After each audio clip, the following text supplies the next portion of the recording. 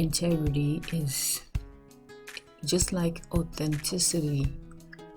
and authenticity is, I would say, being true, not pretending, not wearing a mask. And integrity is knowing what kind of life you want to live. So if you have authenticity and integrity, you should be very close to the kind of life you want to have, because with those values, you should be a person who is always listening to themselves, always true to themselves,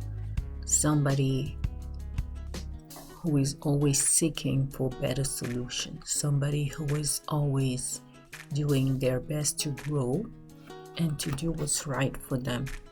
somebody who is protecting other people as well, because you don't want to hurt anybody. Just because you have this dream doesn't mean you have to walk over